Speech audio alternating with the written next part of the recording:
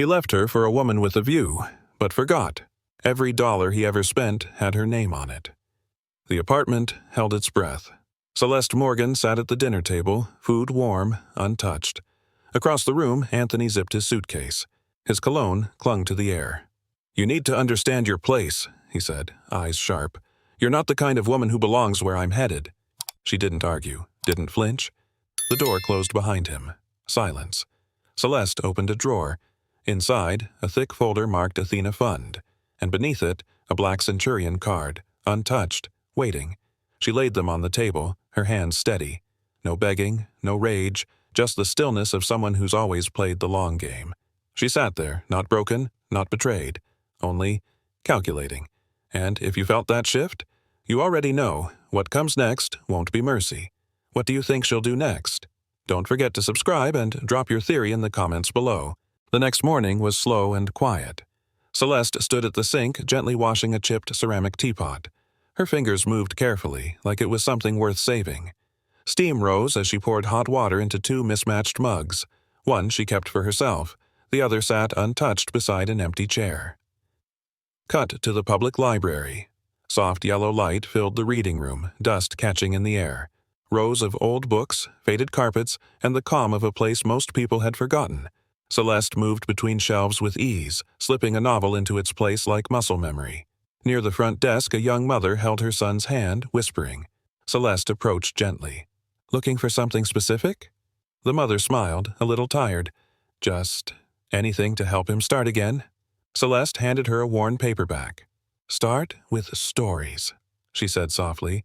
"They teach us how to begin, without asking permission." The boy smiled first, then the mother. Celeste stepped into her mother's room just after sunset. The TV was on low, playing the weather. Her mother sat near the window, wrapped in a knitted shawl that had seen better years. Celeste helped her with her socks, brushing off a bit of lint. "You're quiet today," her mother said, voice thin but steady. Then she smiled, almost to herself. "You always were, just like me. Quiet. But you see far." Celeste didn't respond. She just laid her mother's blanket a little straighter. Her mother kept talking, not out of need, but out of memory. "I used to scrub floors in houses so big they echoed." She chuckled softly.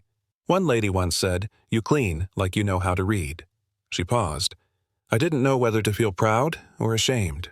Celeste looked at her then, and for a second nothing in the room moved. Same hands, same fight, just carried in different ways.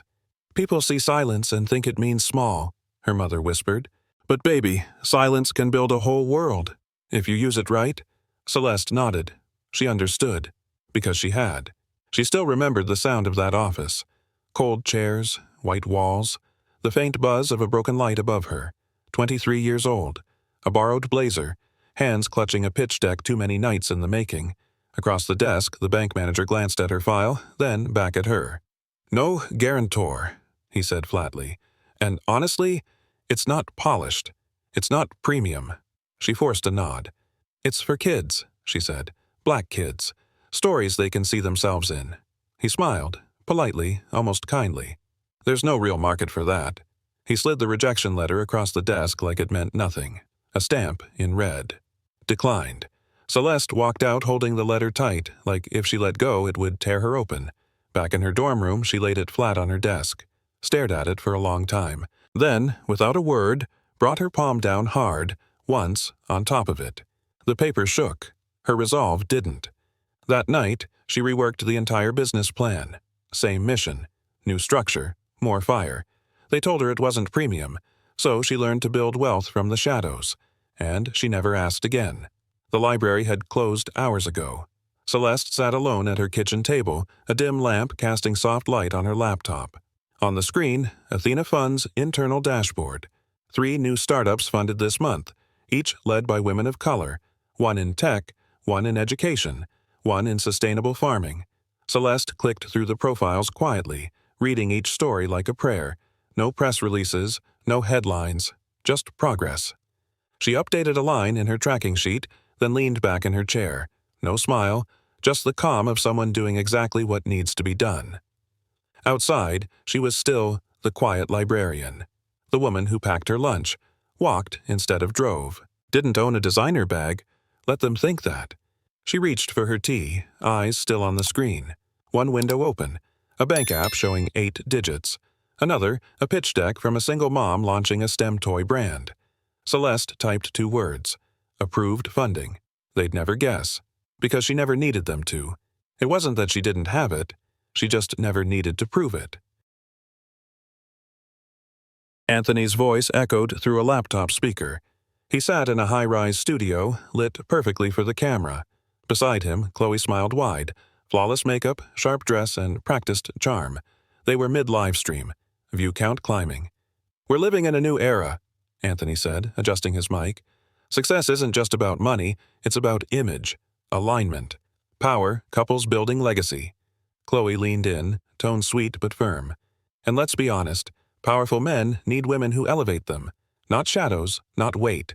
A woman should be a highlight, not a footnote." The audience flooded the chat with hearts and applause emojis. Across town, Celeste sat behind the front desk of the library. Her screen showed the live stream. No reaction. No shift in her posture.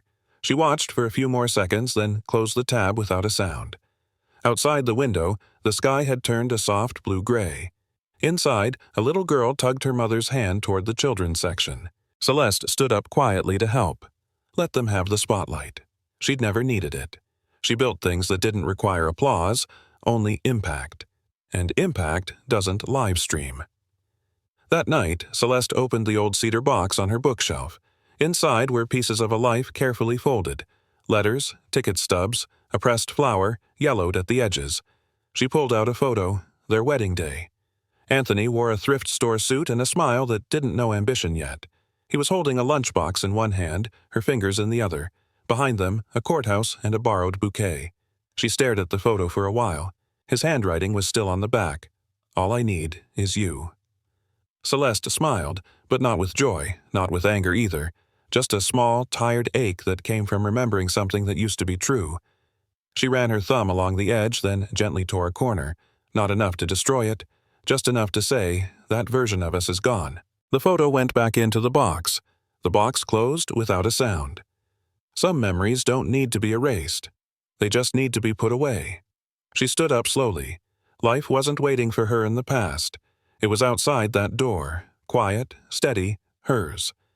The news came on a Tuesday. Budget cuts, staffing reduction. One position had to go. Celeste sat through the meeting quietly. No panic, no protest, just the calm of someone who knew when it was time to make space. Later that afternoon, she typed her resignation letter.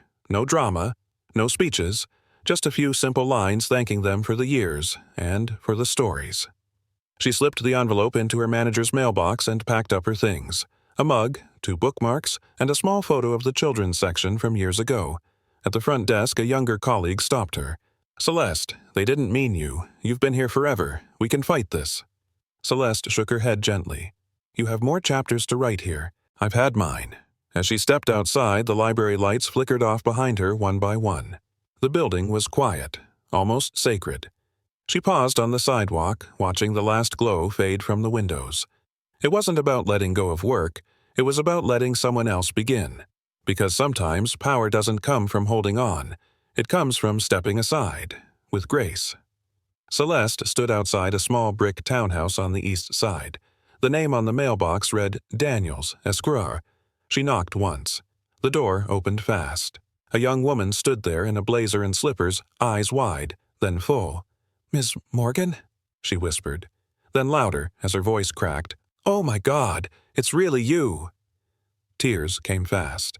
She pulled Celeste into a hug, tight and trembling, like a child who'd just come home. "If it weren't for you," she said through tears, "I'd still be behind that cash register, wishing for a way out." Celeste didn't correct her. She just held her a moment longer, then pulled back and smiled. "You did all the work. I just lit the lamp." They sat in a small kitchen, framed diplomas on the wall, old stove humming in the background. The woman poured tea with shaky hands. Celeste's eyes scanned the room. Books, files, a pair of shoes by the door that looked too worn for a lawyer. She understood. Some success isn't loud. It's quiet and hard-earned and deeply human, and sometimes love looks like letting someone else believe it was all them. Celeste walked into the house just after dusk. The lights were low. The only sound was the soft tick of the old wall clock. Her mother had fallen asleep on the couch, wrapped in the same blanket Celeste had tucked around her 100 times before. Peaceful. Still. She set her bag down gently, moved to her desk, and opened the laptop. Her inbox was full. Subject lines stacked like dominoes. Partnership inquiry. New proposal.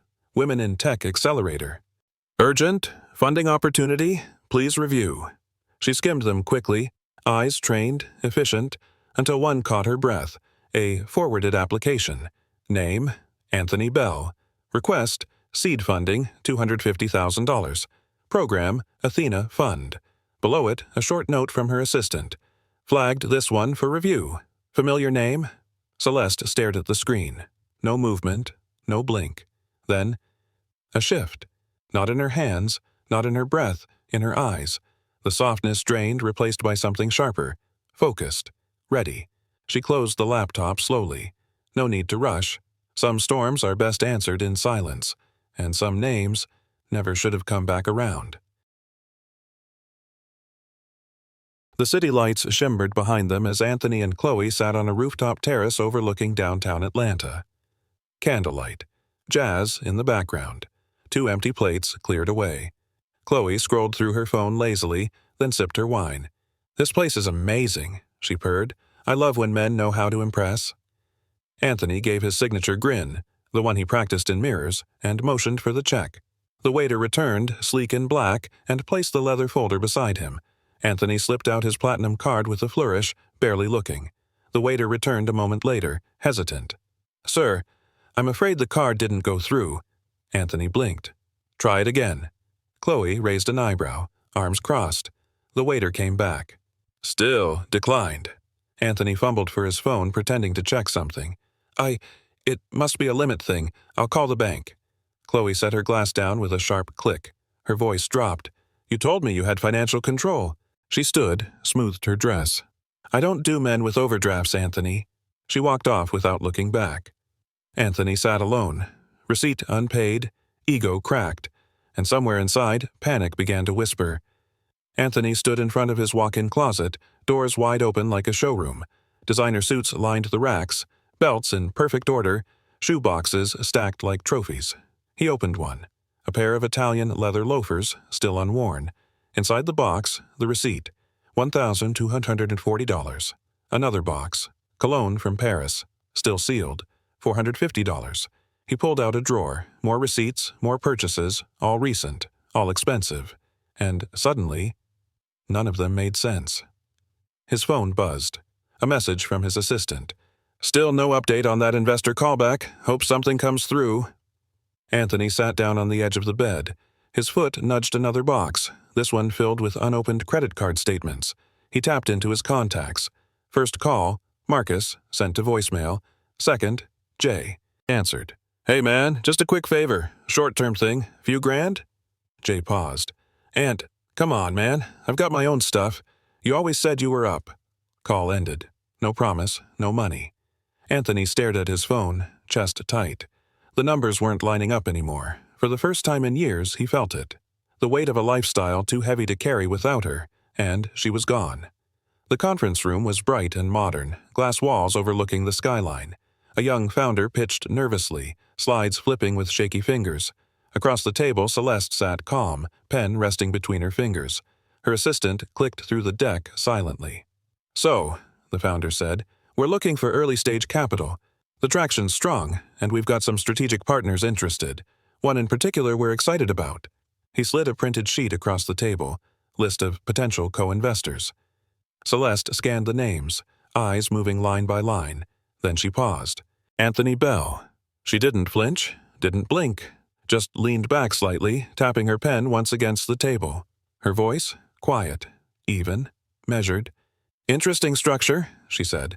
The founder smiled eagerly. "Yeah, we're really proud of. But," she cut in, eyes on the paper, "this file doesn't meet Athena's standards." A silence dropped into the room, heavy. She didn't explain, she didn't need to. She pushed the papers back, stood up gracefully, and added with a faint smile, "We invest in vision, not veneers." And with that, she walked out. heels soft on the marble, leaving behind the echo of a woman who didn't raise her voice to reclaim power. She simply chose where to place it. Chloe sat in her sunlit loft, fingers flying across her keyboard, frustration burning behind every keystroke. She had Googled Anthony Bell before, just the basics. But this time, she went deeper. Scroll, click, dig. One old image caught her eye. A wedding photo. Blurry, but clear enough. Anthony in a cheap suit, smiling. Next to him, a black woman in a modest dress, her eyes full of quiet love. Celeste. Chloe narrowed her gaze. She's... the librarian? Her jaw clenched. A few more clicks, a few public records, a few old mentions in archived forums. Then she opened her blog editor. Fast. Title, The Woman Behind the Man, or Just Behind. She typed like venom. She was never the right fit for success. Outdated. Quiet. A walking museum piece. She worked at a library. Probably still does. Some people just don't belong next to power. Click. Post. Within minutes, comments rolled in. Snide, amused, cruel. Chloe smiled to herself, but she didn't know. Celeste had never needed the spotlight. She owned the damn stage. She just hadn't stepped onto it. Yet. The grocery store buzzed with soft chatter and the hum of carts rolling across tile. Celeste walked slowly beside her mother, who admired a row of ripe tomatoes. "These remind me of summers back home," she said with a smile. They picked up fresh herbs, bread, and tea. Simple things, but with meaning. At checkout, Celeste placed the items on the belt one by one, calm and steady. The cashier greeted them politely. Middle-aged, pressed uniform, practiced smile. Celeste paused. She knew that face. Years ago, he had sat across from her at the bank, eyes skimming her loan application with quiet dismissal. "No collateral, no established pedigree," he'd said. Not even a glance of apology. He didn't recognize her now. "Paper or plastic?" he asked, casual. Celeste gave a soft smile and reached into her wallet. She handed him a black card. His hand stalled mid-swipe. He looked up, blinking. The smile faded from his face. Celeste said nothing. She didn't need to. She took her receipt, nodded once, and turned to her mother. "Ready, Ma?" They walked out slowly, sunlight hitting her shoulders just right, like a silent spotlight for the kind of power that never has to announce itself. And in the rearview mirror of his own memory, the cashier finally remembered. The old library sat in silence now, shelves bare, lights dimmed, as if holding its breath. Celeste stepped inside alone, her heels echoing softly. She found her usual table and pulled out a leather folder, worn, weathered, familiar, the first logbook of the Athena Fund. She flipped through the pages slowly, handwritten names of women, each one a spark she once lit in the dark. One name stopped her cold. Gloria M., a former housekeeper, no savings, no credentials, just grit and dreams too quiet for the world to hear. Celeste whispered, "You remind me of Ma." She remembered the nights her mother came home exhausted, smelling of bleach, hands cracked from chemicals, and still kissed her goodnight like she'd built empires. Gloria's small business now trained other women, paid fair wages, gave second chances. Celeste smiled, a soft, tired kind of pride. "You carried more than floors. You carried a future." She looked up at the empty library and then at us, through the screen. "Do you know the name of the woman who sacrificed her dreams so you could chase yours? Comment below. Let's speak their names, so the world doesn't forget who really built it." The office was sleek, glass walls, minimalist art, the scent of ambition in the air. Celeste walked in quietly, clipboard in hand. Her blazer was simple, her heels low, her expression unreadable. A group of fresh-faced investors waited by the long table, suits sharp, voices loud. One of them looked up, half smiling. "Oh, hi there. Are you the assistant or press?" Another chimed in. "We were told someone from Athena would be joining us, the decision-maker, actually." Celeste tilted her head slightly, amused. She placed the folder on the table without a word. Their pitch began. Graphs, buzzwords, promises. They never asked her name. When they finally paused, one turned toward her again. "So, what role exactly do you play in the fund?" Celeste closed the folder gently, then looked each of them in the eye. "I approve the money," she said simply. Silence. One of them blinked. "Wait, you're the—" She smiled, just enough. "No need to finish that sentence, you've already answered it." That's the thing about underestimating people. By the time you realize who's in the room, they already own it. Anthony walked into the startup office like he owned it. Firm handshake, bright smile, loud confidence. He greeted the room with practiced charm, making his way toward the lead investor. "I'm glad to be here," he said, slipping off his sunglasses. "I know what it takes to build. I've lived it, and I've cut dead weight when I had to." The room quieted slightly. Anthony chuckled, waving a hand. "Once I was tied down by this woman. Small town, small vision. She didn't get it. Didn't see the value of a man with big dreams. Real dreams, you know what I mean?" Someone laughed, awkwardly. He didn't notice the side glances. He didn't notice the file. His file, now marked withdrawn. He didn't know the reason behind it sat just one floor above, sipping tea and approving million-dollar rounds like she was choosing groceries. Anthony kept talking. The more he spoke, the smaller he became. Sometimes the most powerful person in the room says nothing at all, and the fool always outs himself, before the curtain even rises. You can feel the setup now, right? Something's coming. And when it hits, it won't just sting, it'll rewrite everything. Celeste sat across from her attorney, papers spread out neatly between them. No drama, no raised voices, just numbers, timelines, and legacy planning. He glanced up from the file. "Are you sure you want to move forward with this transfer now? It's a significant portion of your assets." Celeste nodded without hesitation. "I'm not building a legacy of dollars," she said. "I'm building a ladder, so the next girl doesn't have to start from the basement." The attorney paused, moved by the weight of her words. She continued, voice steady. "The Athena Fund has done its part, but it's time for Phase 2. Full scholarships, business grants, a legal aid wing. We're not just helping them survive anymore, we're helping them build." He smiled, impressed. "And you don't want your name attached to any of it?" Celeste shook her head. "They'll know who helped them, and it won't be from a plaque on a wall. No lawsuits, no revenge. She wasn't there to punish the man who underestimated her. She was there to rewrite the rules for every woman coming next. And that's a different kind of power, the kind that leaves echoes, not scars." The hospital room was quiet except for the steady beeping of machines and the slow, shallow rhythm of breath. Celeste sat at her mother's bedside, her blazer still draped over her arm. Meetings canceled, phone turned off, the world outside on hold. Her mother stirred, eyes fluttering open. Celeste leaned in, gently brushing a damp curl from her mother's forehead. "I'm right here, Mama." A faint smile broke across the older woman's lips. Her voice, barely a whisper, carried more weight than any boardroom decision. "You can go farther than anyone in this family ever did, baby. Just don't lose your heart trying to prove it." Celeste blinked back tears. "I'm not proving anything, Mama. I'm building something, because of you." Her mother squeezed her hand, weak but sure. "That's my girl." There were no headlines in this moment. No investor calls, no cameras. Just a daughter and the woman who cleaned floors so she could one day own the building. This wasn't about empire or legacy. It was about a promise, made in silence, passed down in strength. And Celeste would carry it every step forward. No matter how far she rose, she'd never forget the hands that lifted her first. The headline scrolled across the screen. "Power couple or Ponzi pair? Chloe and Anthony face financial scandal." Celeste sat at the kitchen table, laptop open, tea steaming untouched beside her. Clips of Chloe crying on camera filled the feed. Mascara streaked, voice trembling, pleading for forgiveness. "I didn't know," she said between gasps.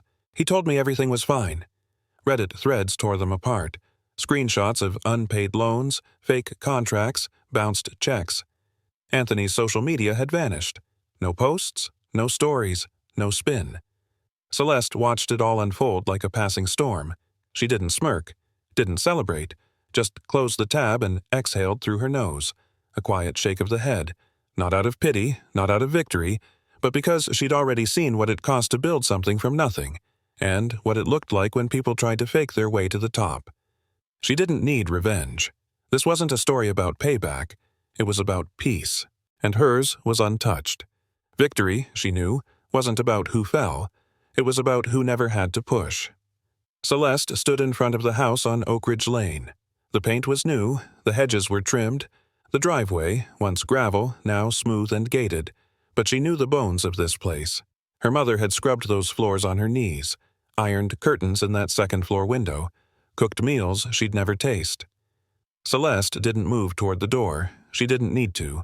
She stood still, hands in her coat pockets, letting memory rise like heat from the sidewalk.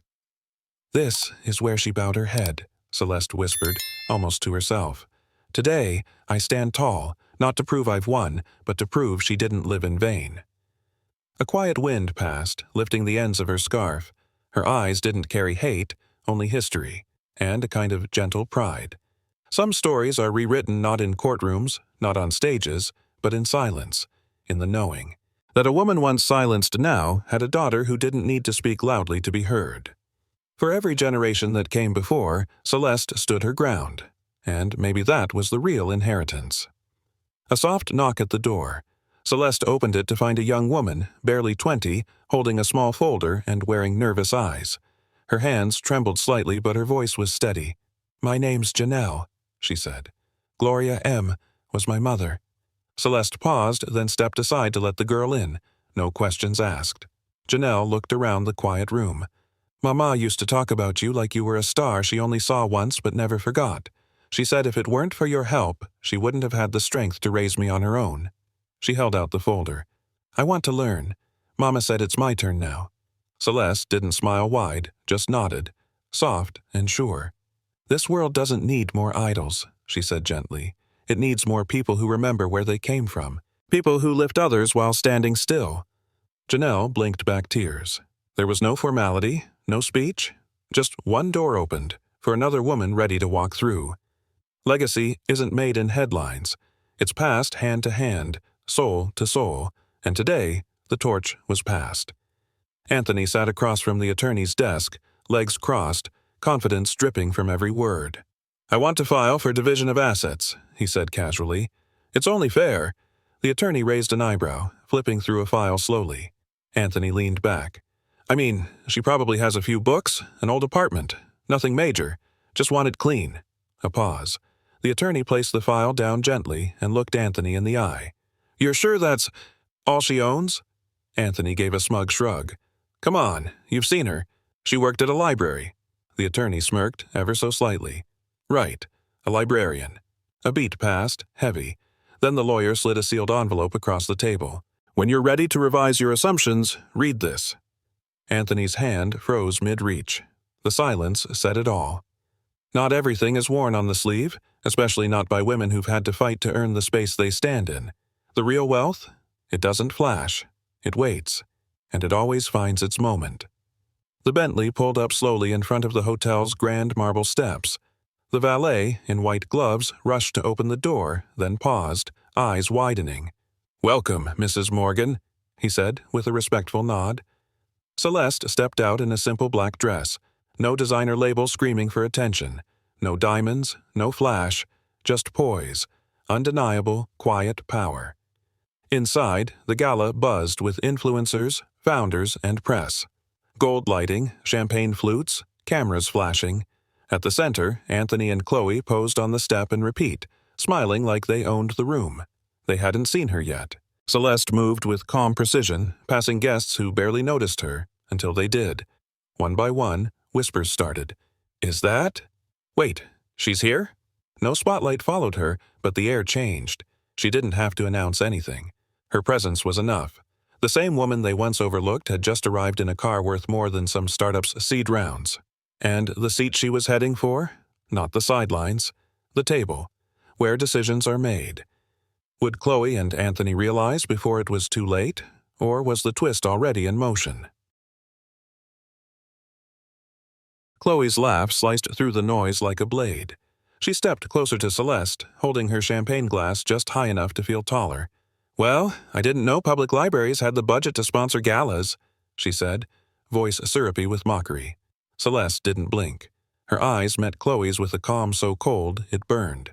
"It's not the library," she replied. "It's Athena." The silence that followed cracked like thunder beneath crystal chandeliers. Chloe froze. Her smirk vanished. Someone nearby dropped a fork. The name, Athena, hung in the air like a punchline to a joke Chloe didn't realize she'd been living inside. Her mouth opened, but nothing came out. Celeste stepped past her, not to explain, not to gloat, just to arrive. In that instant, the narrative shifted. The nobody Chloe mocked had just unmasked herself as the power behind the very gala Chloe had begged to attend. No speeches, no revenge, just the truth, served cold. And everyone saw it. What would you have said if you were in Chloe's heels? Or is silence the only answer when the mask slips? The ballroom lights dimmed slightly, and the room hushed as the MC stepped onto the stage, holding a gold envelope. He smiled, voice ringing out across the chandeliers and hushed anticipation. Tonight, we honor a woman whose vision has quietly transformed lives. Over 800 jobs created, dozens of scholarships, a legacy built not on noise, but on action. He paused, letting the silence stretch. The largest contributor to this year's fund, and a relentless force behind opportunity for women of color, please join me in honoring Celeste Morgan. The room erupted. Chairs scraped back as the entire ballroom rose to its feet. Applause thundered from every corner, some shocked, others grateful, many in awe. Anthony turned stiffly, jaw slack, eyes locked on the stage. His breath caught in his throat. Celeste stood slowly, not dramatic, not boastful, just present. She walked to the spotlight as if she'd always belonged there, because she had. No revenge speech, no "I told you so." Just a woman, whole and steady, receiving what was already hers. The room didn't just see her, they felt her, and in that moment, every girl who'd ever been overlooked stood taller with her, because sometimes the loudest victory is simply being undeniable.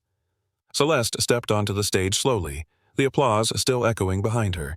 The spotlight caught her eyes as she reached the podium. Sharp, warm, steady. She didn't need notes, no teleprompter, no flash.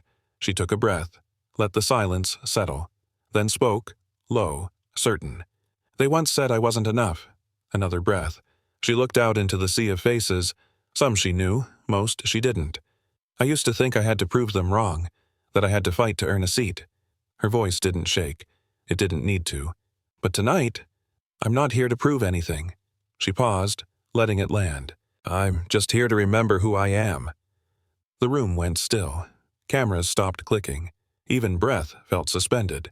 No grand performance, no vengeance, just power, in its purest, most graceful form. A woman, once overlooked, now standing center stage, not to shout, but to remind.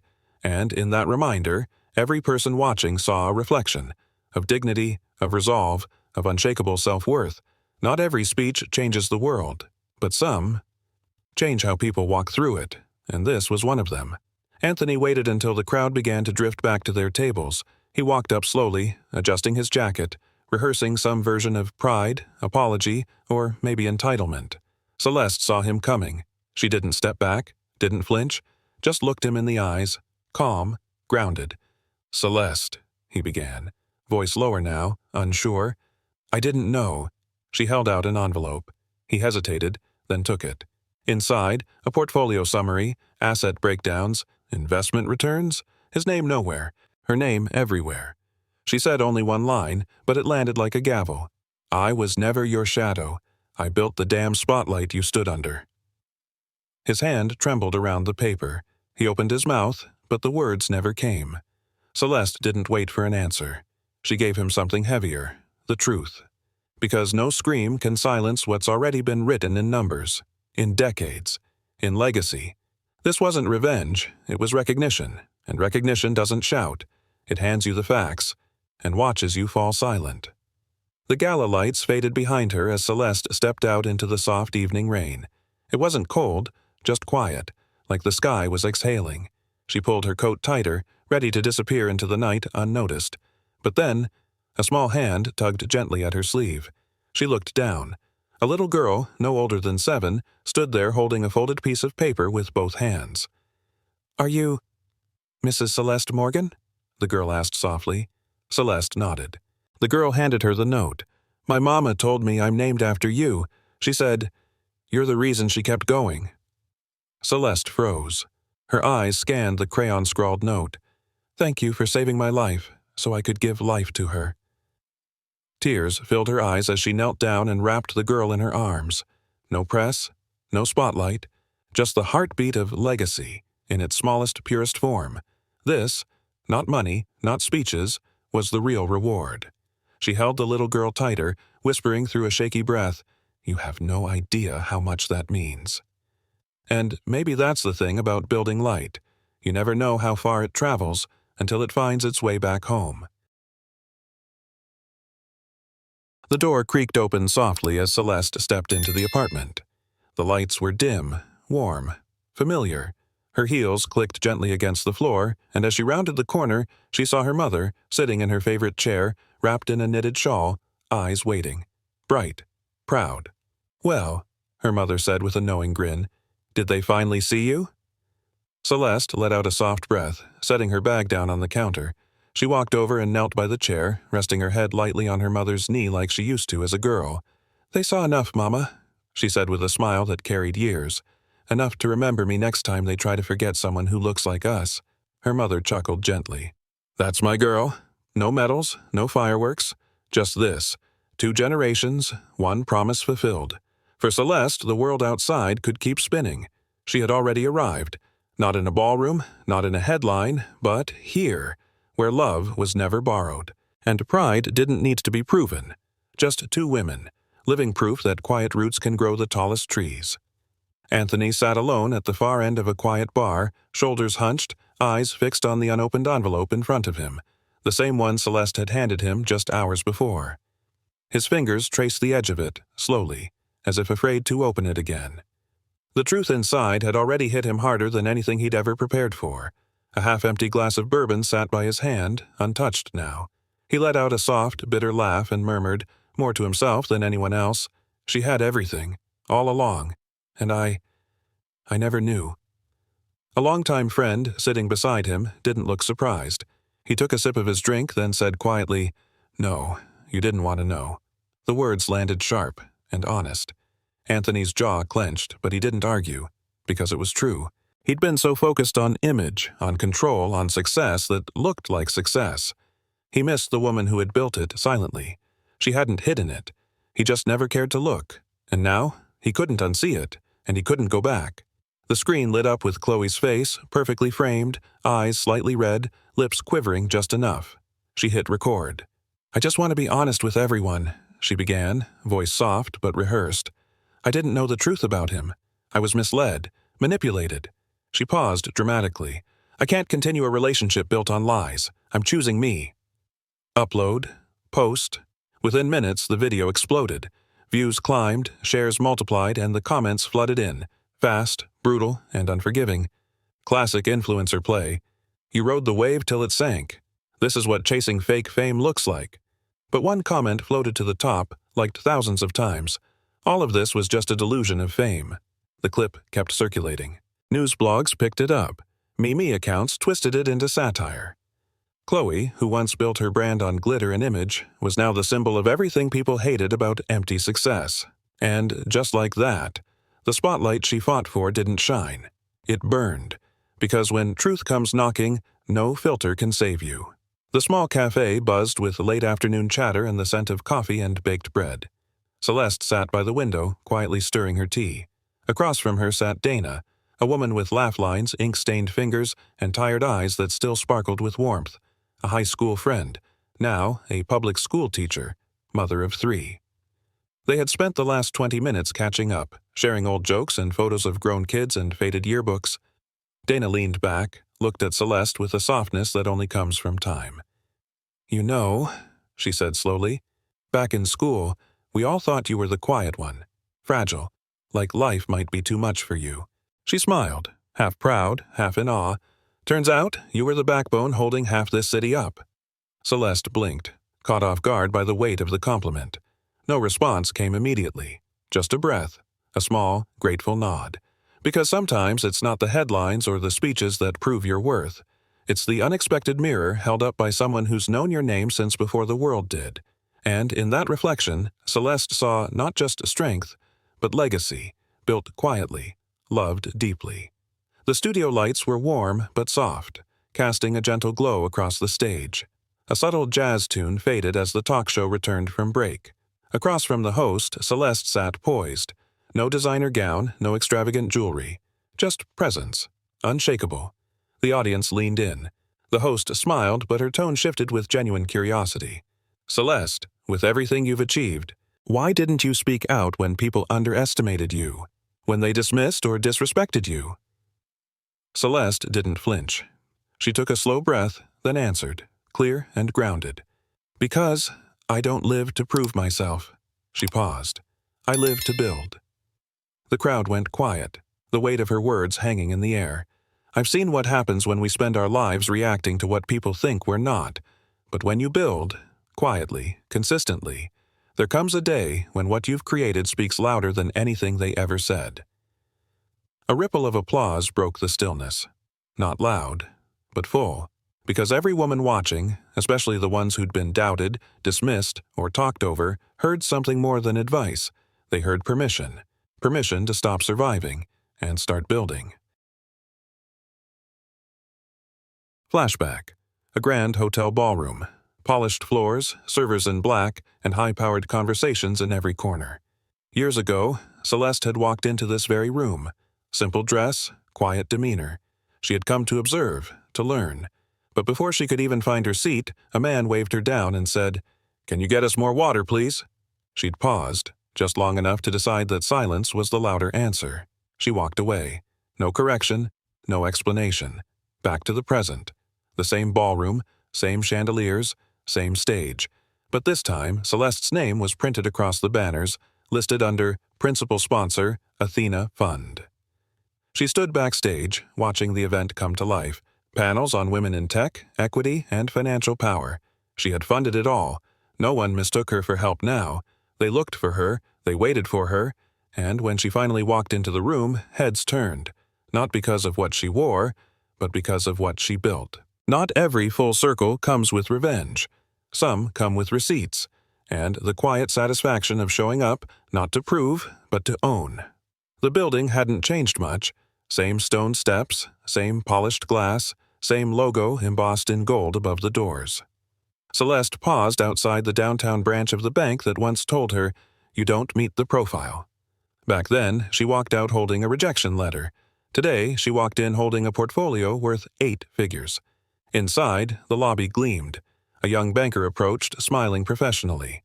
"Do you have an appointment?" Celeste nodded, handing over a slim leather folder. "I'm here to file investment papers for a new fund."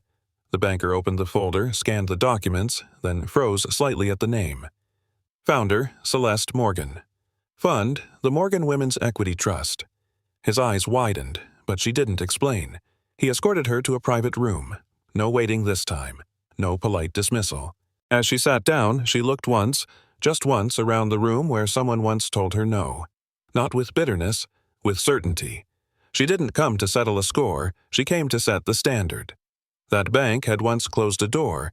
Now it was opening accounts under her name. A small stage, simple lights, rows of folding chairs filled with parents, teachers, and students holding back dreams and tears alike. At the podium stood a girl no older than 14.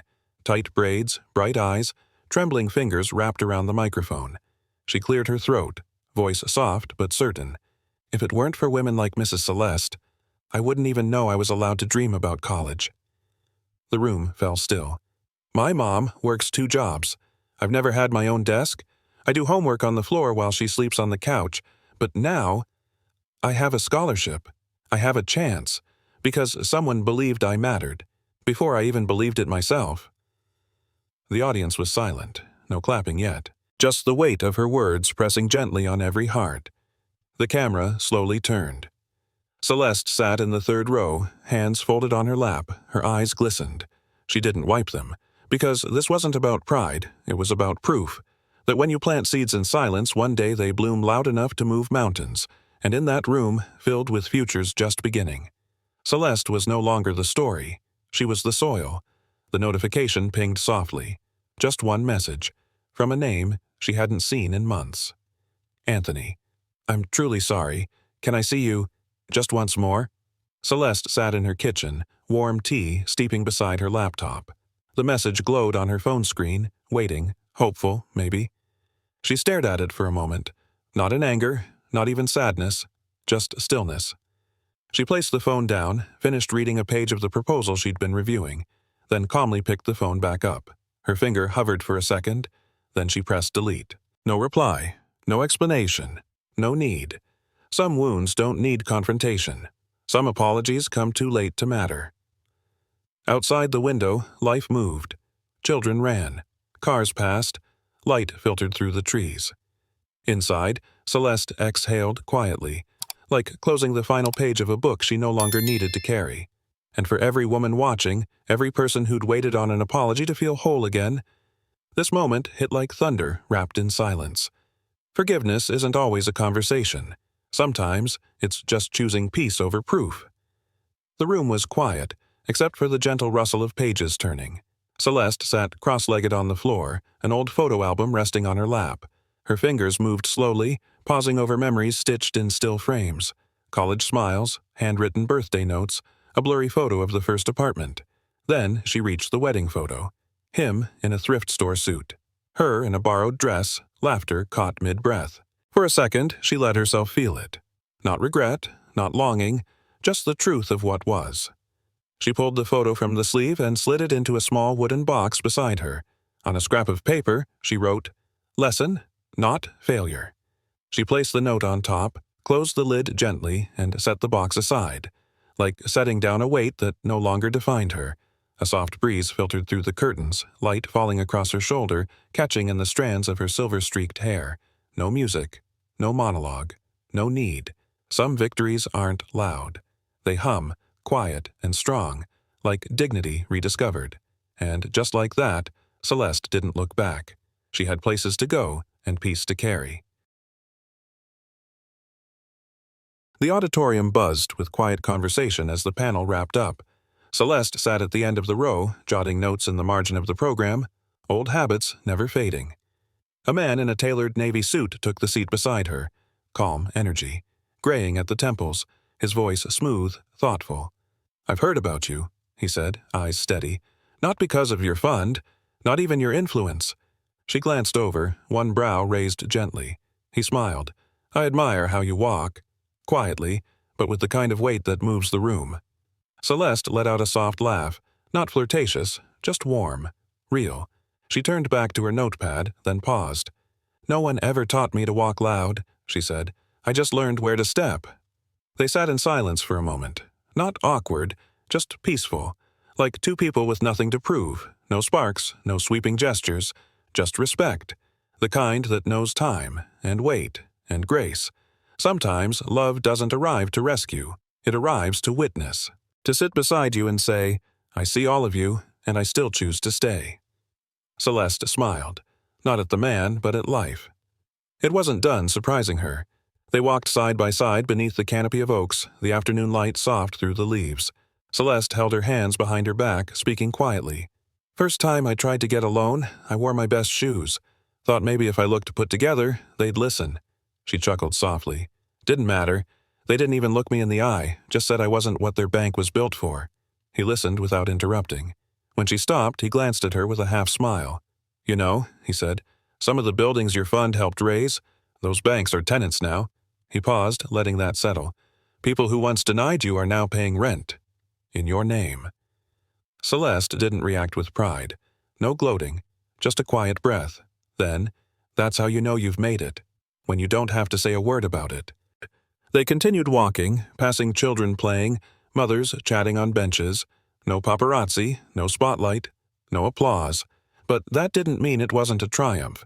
Sometimes the loudest wins are the ones whispered into the wind, carried not by noise, but by legacy. A ribbon stretched across the entrance of a modern, sun-filled building. The sign read, "The New Light Center, for women starting again." Dozens gathered, volunteers, former scholarship recipients, press, and women in their 50s, 60s, even 70s. Some held hands, some held resumes. All held hope. Celeste stepped forward with quiet grace. She didn't stand on a podium. She stood among them. "This place," she said, "is for women who've been told their time is up, when it's only just begun." Applause rippled, but it was the kind that came with wet eyes and nodding heads. Inside, the center glowed with warmth. Rooms for rest, spaces for legal advice, classrooms with laptops and whiteboards. One wall displayed framed quotes from women over 60, testimonies of resilience. Celeste walked through the halls slowly, smiling at each face. A woman grabbed her hand, tears welling. "I thought I was invisible," she whispered. "You're not," Celeste said. "You're just late to a chapter no one ever told you had the right to write." Outside, a mother helped her older mother sign up for classes. Inside, lives were beginning again. Not as charity, but as reclamation. This wasn't a second chance. It was the first time the world paused and said, "Welcome. We've been waiting for you." The press conference was wrapping up. Most reporters had what they came for: numbers, statistics, headlines. But one younger journalist lingered, recorder still on. She looked Celeste in the eye and asked softly, "Ms. Morgan, aren't you ever afraid? I mean, of losing it all?" The room fell quiet again. Celeste didn't rush her answer. She straightened her shoulders, eyes steady. "I used to have nothing," she said. "No money, no voice, no space where I belonged. And you know what? That's when I was most afraid." She paused, her voice calm but unshakable. "Now, I'm not scared to lose, because what I've built can't be measured in dollars. It lives in people, in courage, in freedom." The journalist lowered her recorder slowly, visibly moved. Celeste added, almost like a whisper, "You stop fearing loss when you realize you've already survived it." A few clapped. Most just watched in stillness, like they were witnessing something sacred. Behind her, the banner of Athena Fund rippled gently in the breeze. This wasn't just a woman who rose, it was a woman who remembered falling, and built something unshakable where she landed. The news anchor's voice echoed through living rooms across the country. "Breaking! Athena Fund has officially surpassed $1 billion in reinvestment funding, making it the largest women-led recovery initiative in U.S. history." But in a quiet backyard, Celeste didn't hear it. She was on her knees in the garden, gently pressing new marigolds into the soil. Her mother sat nearby, watering the herbs with slow, steady hands. "You ever think they'll name a street after you?" her mother teased, squinting in the sun. Celeste chuckled softly. "What for? The flowers don't care who planted them. They bloom anyway." Her mother smiled. That kind of wisdom didn't need a podium. Inside, the TV continued. Stock footage of Celeste shaking hands, award photos, graphs climbing upward. But none of it mattered here. Here, there were only roots and hands, peace and presence. Celeste leaned back, wiping dirt from her palms. Sometimes, the biggest legacy isn't what the world applauds. It's what keeps growing long after the cameras are off. No headlines, no hashtags, just two women, a patch of earth, and a quiet knowing. She didn't need to be seen to have impact. She just needed to live it. Celeste and her mother strolled down the neighborhood block, arm in arm, passing bakeries, bookstores, and corner cafes now bustling with life. The sun dipped low, casting a golden hue on the sidewalk. A young woman approached cautiously, her voice trembling. "Ms. Morgan?" Celeste turned, offering a warm smile. The woman's eyes welled up. "Because of you. I left my abusive husband last year. I took my son, went back to school, and started over." She paused, swallowing emotion. "I wouldn't have had the courage if I hadn't heard your story." Celeste didn't speak. She simply opened her arms. They hugged right there, in the middle of the street, two strangers bound by survival and hope. Passers-by slowed. Some nodded in recognition. A few snapped quiet photos, but no one interrupted. Celeste's mother stood by, wiping away a tear. Her daughter had become what she always dreamed, more than successful. She had become safe for others.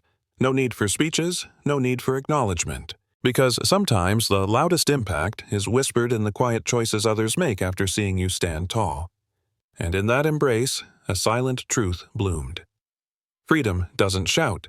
It passes hand to hand, like light from one torch to the next. A high-profile editor from a renowned magazine sat across from Celeste in a minimalist cafe. The energy was electric, hopeful.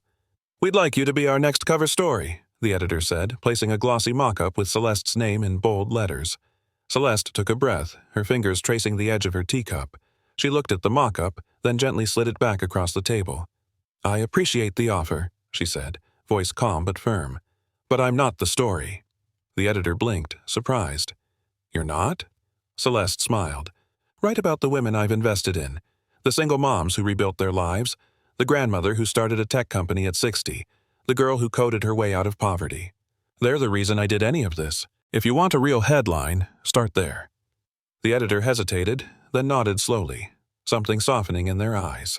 Celeste stood up, straightened her coat, and offered one final thought. Spotlights don't grow anything. Seeds do. As she walked away, the mock-up remained on the table, unclaimed. But a new headline was already forming in the editor's mind, one with more depth than fame ever could offer. At a quiet community event beneath string lights and folding chairs, children ran barefoot across a patch of grass while women exchanged stories, laughter, and homemade pie. Celeste stood near the stage, greeting volunteers and organizers. She wore no makeup, no designer dress, just herself. Present, grounded. From a distance, behind the soft hum of music and chatter, Anthony stood near the tree line. Alone. He didn't try to approach, didn't raise his voice, didn't carry the same arrogance he once wore like a badge. He simply watched her surrounded by lives she had changed.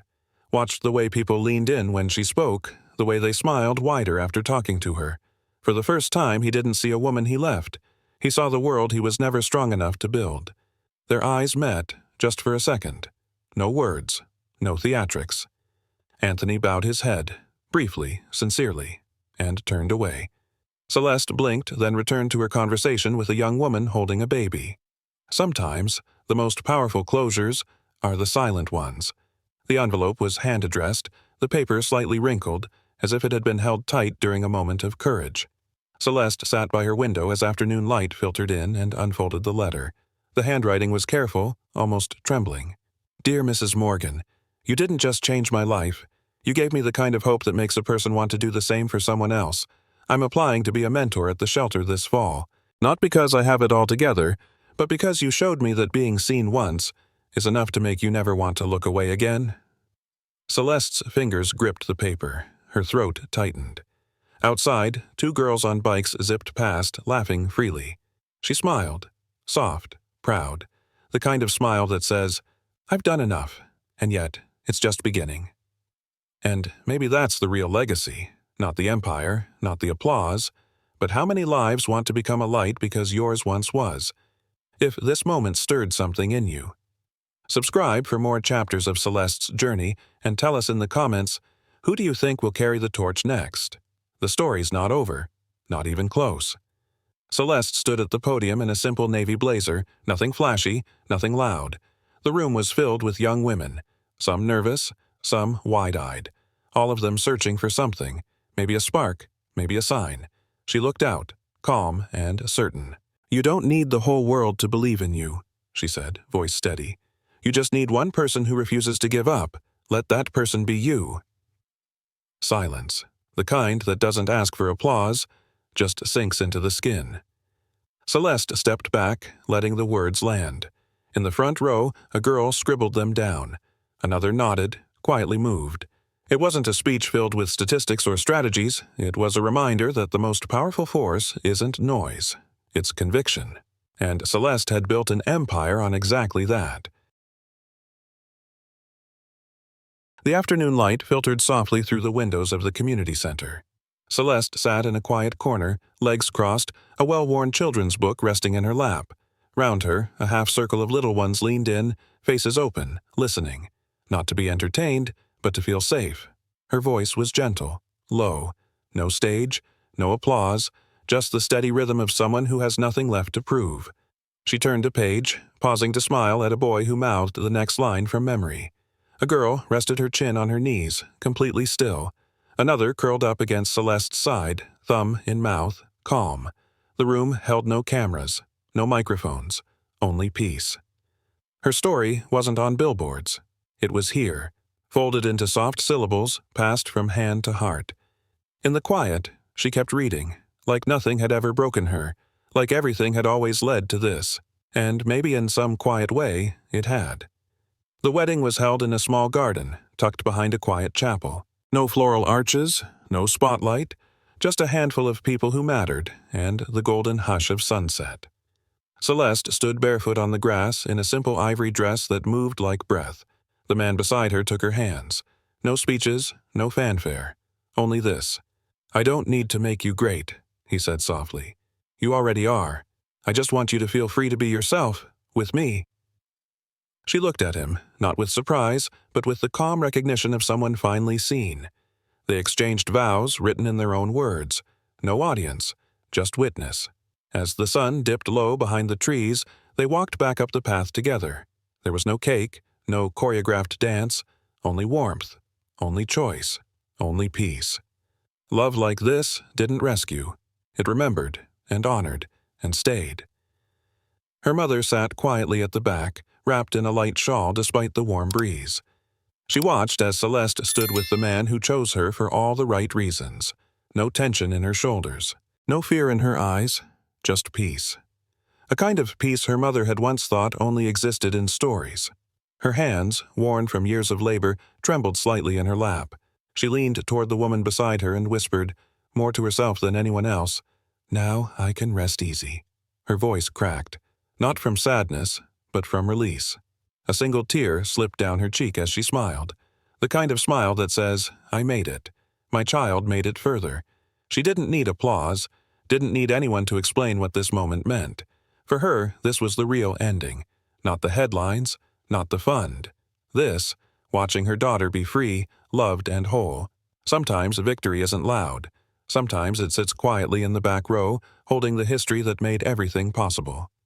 Celeste sat by the window, the morning light spilling into the room like a soft blessing. The silence was different today. Still, gentle, final. Her mother had passed in her sleep, peaceful, as if she had simply followed the wind home. No pain, no struggle, just breath. Then no more. Celeste didn't cry right away. Instead, she walked slowly to the small wooden chest beside the bed. Inside it, wrapped in fabric worn smooth with time, was a book. Her mother's handwriting on the first page, "Let your daughter fly." Celeste clutched it to her chest. She closed her eyes, breathed deeply. She understood now. This wasn't a goodbye. It was a passing of wings. The hands that once scrubbed floors and packed lunchboxes had spent their last act letting go. Not because love was fading, but because it had done its job. And in that moment, Celeste knew. Legacy isn't what you leave behind. It's what you set free. Celeste sat by her desk, pen in hand, the paper untouched but waiting. Outside, the wind brushed gently against the window pane, quiet but steady. She began to write, not to anyone in particular, but to the girl she once was. There was a time I was seen as invisible, unworthy, small. They called me poor, soft, too silent to matter. But I have learned, you don't need noise to be heard, or approval to be enough. She paused, looked up at the photo of her mother, her younger self, and a classroom of laughing girls, then continued, "They thought I had nothing. But I found everything, inside myself." A long breath. Her fingers traced the final words slowly, with calm certainty. Wholeness isn't granted by the world. It's remembered. And I remember now, I was never broken. She folded the letter and placed it in a drawer, not to be published, just to be kept. Sometimes the most powerful truths aren't meant to be shouted. They only need to be written, so we never forget. The lights dim, and a quiet settles over the auditorium. A young woman walks onto the stage, shoulders steady, eyes lit with purpose. She stands at the podium, hands slightly trembling, not from fear, from something deeper, legacy. She takes a breath. "My name is Celeste." The room holds still, and I carry forward the journey she began. A photo flashes behind her, of the original Celeste Morgan, standing in front of the First Athena Fund office, smiling gently. The young woman continues, voice calm but unwavering. She believed that women didn't need saving. They needed a door, a light, and someone who believed they could walk through. That's who she was to my mother, and now that's who I hope to be, for someone else. The audience doesn't erupt. They rise, silently, respectfully. A quiet standing ovation, because they know this isn't the end of a story. It's the beginning of many more. As the screen fades to black, only one line remains. Legacy isn't what you leave behind. It's what you set in motion. They came from different places, but their stories echoed the same beginning. Small rooms, big dreams, and too many doors closed too early. Now, one of them wears a judge's robe, her voice steady as she delivers sentences with grace and gravity. Another holds a stethoscope to a child's chest, whispering comfort in a language she once struggled to learn. In a busy classroom, chalk dust dances as a teacher scribbles equations, once told she'd never pass college math. Somewhere else, a woman oversees the blueprint of a city bridge, her hands firm, her name on the documents no one used to let her sign. They are no longer statistics, no longer side characters. They are lawyers, doctors, teachers, engineers, decision-makers, path builders, legacy bearers. And each one carries a silent thread stitched from the same source, a woman who once lit the lamp and quietly stepped back. They remember, not out of obligation, but gratitude. Because being given a chance didn't just change their lives, it changed how they lived them, and that changes everything. Celeste is no longer in the frame. She's not at the podium, not in the photo walls, not in the applause, but her voice lingers, not loud, not rehearsed, just the kind of voice that stays in someone's chest long after it's heard. I don't need them to remember my name. I only need them to remember they can begin again. And somehow, that's louder than any spotlight. It's not a goodbye. It's a passing forward. You see it in the way a woman picks up her resume again, in the way a young mother walks into a classroom for the first time in years, in the way someone dares to raise their hand and say, "I want more." Celeste's story doesn't end. It multiplies, not by being remembered, but by reminding others who they can still become. For every woman who was dismissed, betrayed, underestimated, and still rose like the sun. No applause, no spotlight, just truth. This isn't Celeste's story anymore. It never truly was.